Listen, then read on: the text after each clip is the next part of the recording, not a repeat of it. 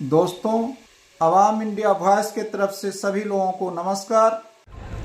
Mission जय भीम के राष्ट्रीय अध्यक्ष माननीय राजेंद्र पाल गौतम जी, जिन्होंने त्याग की भावना को प्रबल कर समाज में एक मिशन जय भीम के माध्यम से एक विश्वास जगाया है और समाज आज उनको उसी तरह का रेस्पॉन्स भी दे रहा है, तो ऐसे शख्सियत त्यागी पुरुष हमारे बीच आदरणीय राजेंद्र पाल गौतम जी, मैं उनसे निवेदन करूंगा कि वो आए, अपने विचार रखें। जबरदस्त तालियों के साथ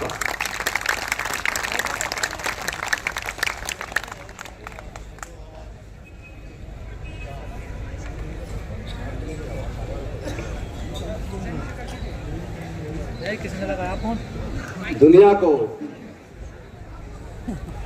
समता, स्वतंत्रता, बंधुता, न्याय, प्रज्ञाशील, करुणा और मैत्री का मार्ग दिखाने वाले तथागत भगवान बुद्ध देश के तमाम दलितों, पिछड़ों, आदिवासियों और महिलाओं की हजारों साल की गुलामी तोड़ने वाले डॉक्टर बाबा साहेब अम्बेडकर जी, बहुजन समाज को हुक्मरान बनाने का सपना दिखाकर उसको साकार कर दिखाने वाले मानवर कांसराम साहब, फूले साहू अम्बेडकर विचारधारा को लेकर चल रहे सभी महापुरुषों के चरणों में कोटि कोटि नमन करते हुए आप समस्त मंचासीन सभी हमारे अतिथिगण और सामने आए हुए अतिथिगण सभी को क्रांतिकारी जय भीम विनम्र नमो बुधाए। साथियों, सबसे पहले तो मैं आप सबको, आज मनुस्मृति दहन दिवस है। आप सब जानते हैं 25 दिसंबर 1927 को डॉक्टर बाबा साहेब अम्बेडकर जी ने छुआछूत, पक्षपात, अंधविश्वास, पाखंडवाद और अन्याय पर आधारित, विषमता पर आधारित संस्कृति को दहन करके, उस मनुस्मृति को दहन करके और एक नई संस्कृति का सृजन किया। तो आज के दिन को आगे से हम मनुस्मृति दहन दिवस कम संस्कृति परिवर्तन दिवस के रूप में मनाएंगे, क्योंकि उसी दिन से संस्कृति परिवर्तन होना शुरू हो गया। आज समस्या बहुत विकट है, बहुत ही बड़ी समस्या समाज के सामने आके खड़ी हो गई है। आप सब जानते हैं, उसी मनुस्मृति के तहत देश के तमाम दलित, पिछड़े, आदिवासी और महिलाएं, उनको पढ़ने लिखने पर धार्मिक बंदिश थी, उनके व्यापार करने पर धार्मिक बंदिश थी, उनके संपत्ति रखने पर धार्मिक बंदिश थी, उनके मानव अधिकार पर धार्मिक बंदिश थी। लेकिन डॉक्टर बाबा साहेब अम्बेडकर जी ने उस बंदिश को तोड़ा, और यह बंदिश थोड़े बहुत समय नहीं, कम से कम 2500 साल तक चली। उस बंदिश की वजह से हमारे लोग जमीनों के मालिक नहीं बन पाए, उस बंदिश की वजह से हमारे लोग व्यापारी नहीं बन पाए, उस बंदिश की वजह से हमारे लोग व्यापार में नहीं आ पाए। लेकिन भला डॉक्टर बाबा साहेब अम्बेडकर जी का, जिन्होंने भारत का संविधान बनाकर सभी जाति, सभी धर्म के लोगों को समान रूप से आगे बढ़ने का अवसर खोला। लेकिन दुखद यह है कि इस अवसर को खुले हुए भी ज्यादा समय नहीं हुआ था, अभी तो थोड़ा सा ही समय हुआ था कि उन्होंने हमारे आगे बढ़ने के रास्तों को फिर से बंद कर दिया है। मैं बंद इसलिए कह रहा हूं, हमने आरटीआई लगाकर भारत सरकार से सूचना ली, देश के तमाम राज्यों में और केंद्र के अंदर टोटल सरकारी स्कूल पिछले 15-20 सालों में कितने बंद हुए हैं, हमें आरटीआई से सूचना मिली। पिछले 15 से 20 सालों के अंदर पूरे देश के अंदर लगभग 2.25 लाख सरकारी स्कूल बंद हो गए। जनसंख्या तो तब से दुगनी हो गई, 20 सालों के अंदर जनसंख्या दुगनी हो गई और 2.25 लाख सरकारी स्कूल बंद हो गए। तो हम किस दिशा में जा रहे हैं? और अभी पिछले 5 साल का आप डाटा देखेंगे तो 50% से ज्यादा इंडस्ट्रीज भारत की बंद हो गई है। साथ ही साथ जो लोग नकली राष्ट्रवादी हैं, बात भारत की करते हैं, जितने लोग विदेशों में जाके बसे हैं, अगर उसकी सूची देखोगे तो तंग रह जाओगे। वही जातिवादी, मनवादी मानसिकता वाले लोग 90% भारत को छोड़ के विदेशों में जाके बस गए, जो हमारे बच्चों के हाथ में तलवार दे रहे हैं। हमारे बच्चों को वो लोग कावड़ सेना के सेवा में, कावड़ में जाने के लिए प्रोत्साहित करते हैं। आप कभी देखना, कावड़ लेने के लिए उनके बच्चे नहीं जाते। कभी पुजारियों के बच्चे, व्यापारियों के बच्चे, अधिकारियों के बच्चे, नेताओं के बच्चे वहां पर कावड़ लेते जाते नहीं मिलेंगे, वो कथावाचकों को सुनते हुए भी नहीं मिलेंगे, क्योंकि वो सच को जानते हैं। अज्ञानी तो हमारा समाज है।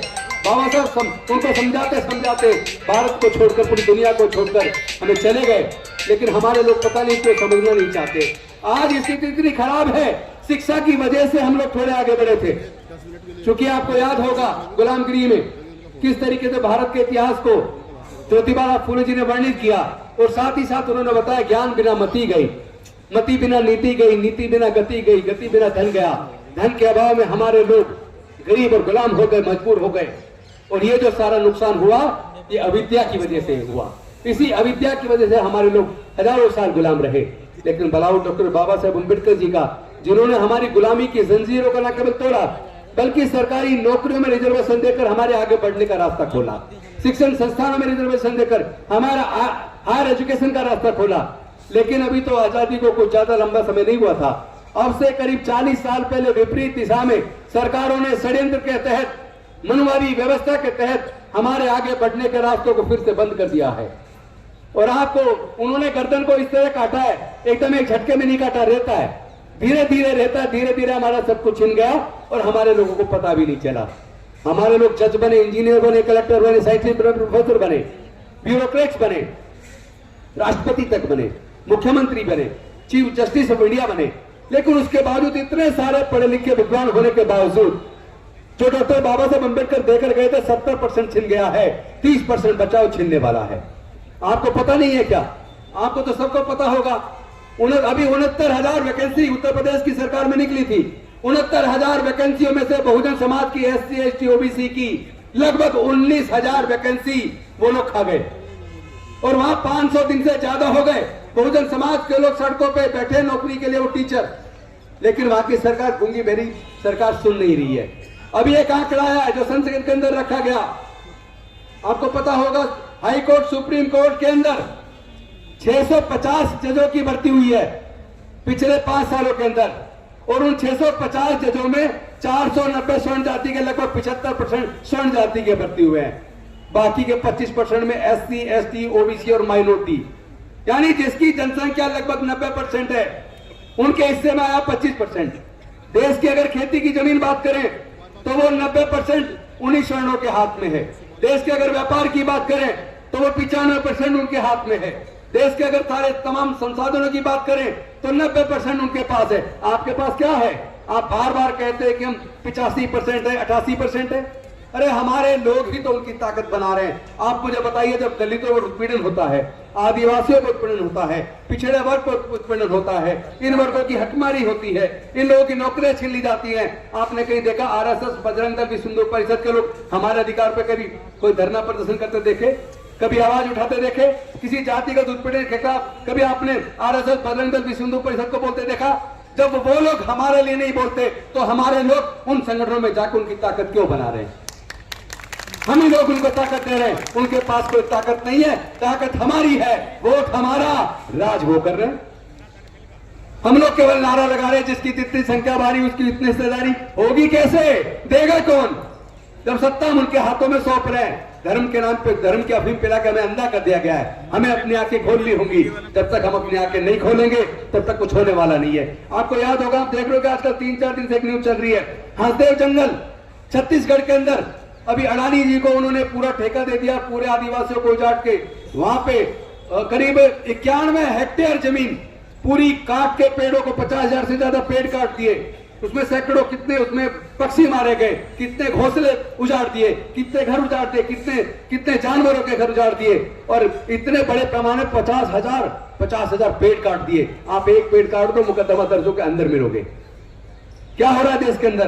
कौन लड़ाई लड़ेगा आपकी? आपने देखोगा अभी पिछले दिनों एक विवेक बिंद्रा का एक बयान आ रहा था। वो कह रहा था कि इंटेलेक्चुअल केवल ब्राह्मण में पैदा होते हैं और सत्ता शासन चलाने की क्षमता क्षत्रियों में होती है, व्यापार करने की क्षमता ये वैश्यों के अंदर होती है, और जो शूद्र और अछूत है उनके बारे में वो कह रहा है, बाकी जो लगभग 88% है उनके बारे में वो कह रहा है कि वो केवल असिस्ट कर सकते हैं, वो -1 तो हो सकते हैं पर नंबर 1 नहीं हो सकते। शर्म आती है ऐसे लोगों की सोच पर। यही सब तमाम मनुवादी लोगों की सोच यही है। सच्चाई यह है कि अगर इंटेलेक्चुअल की बात करें तो भारत में डॉक्टर बाबा साहब अम्बेडकर के मुकाबले वाला कोई इंटेलेक्चुअल पैदा नहीं हुआ। और शासन चलाने की अगर बात करें तो सम्राट अशोक, हमारे इस बहुजन समाज से निकले सम्राट अशोक लेके म्यांमार से काबुल कंधार तक, उससे भी आगे तक पूरा भारत बौद्ध में था। पूरे दुनिया को शांति मानवता का संदेश भारत से सम्राट अशोक ने दिया। एक ही राजा पूरी दुनिया में जिसके नाम के सामने महान लगता है, महान सम्राट अशोक। तो आप कैसे कह सकते हैं कि आपके पास काबिल नेतृत्व नहीं है? आप याद करते हैं उत्तर प्रदेश का शासन बहन कुमारी मायावती जी मुख्यमंत्री होती थी।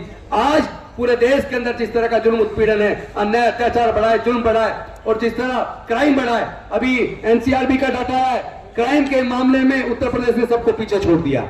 और उसी उत्तर प्रदेश की जब बहन कुमारी मायावती मुख्यमंत्री थी, आज की सरकारों में रहने वाले लोग और व्यापारी और साथ में ब्यूरोक्रेट और आम जनता कहती है उनसे अच्छा शासन किसी का नहीं रहा। इसका मतलब हमारे लोगों में शासन चलाने की भी क्षमता है, हमारी काबिलियत का कोई मुकाबला नहीं है। जब जब हमारे लोगों को अवसर मिला है, हमारे लोगों ने अपनी काबिलियत साबित की है। आप याद करिए बाबू जगजीवन राम जी को, वो जिस विभाग में मंत्री रहे वहीं उन्होंने बेहतरीन काम किया। आप याद कीजिए पासवान जी को, रामविलास पासवान जी को, जिस विभाग में रहे वहीं उन्होंने बेहतरीन काम किया। इसका मतलब हमारे लोगों के अंदर काबिलियत है, क्षमता है, उनको अवसर मिलना चाहिए। जब जब अवसर मिलता है हम अपनी काबिलियत और योग्यता साबित करते हैं। ये ईवीएम अपने आप में साथ एक बहुत बड़ा घोटाला है। हम एक मांग करते हैं इस मंच के माध्यम से, ईवीएम के अंदर जो वीवीपैट की पर्ची है वो पर्ची वोटर को मिलनी चाहिए और वहां पे बैलेट बॉक्स होना चाहिए। वो पर्ची अपनी लेकर अपने बैलेट बॉक्स में डाले और बाद में ईवीएम की गिनती के बाद उन पर्चियों की भी गिनती कराई जाए ताकि सच दूध का दूध और पानी का पानी हो सके। क्योंकि ये जो सरकारें सत्ता में है ये अपनी काबिलियत से नहीं है। हम जानते हैं यहाँ धोखा होता है, यहाँ पे ब्यूरोक्रेट्स का इस्तेमाल होता है। जो आदमी जीत गया उसको डिक्लेयर कर दिया, सिर्फ उसका सर्टिफिकेट जीत का नहीं मिला और उसके बाद जो हार गया बीजेपी का, उसको हार का जो हार को जीत में तब्दील करके जीता घोषित करके उसका सर्टिफिकेट दे दिया। ऐसे अनेकों ऐसे उदाहरण उत्तर प्रदेश के अंदर भी और बिहार के अंदर भी देखने में आए हैं।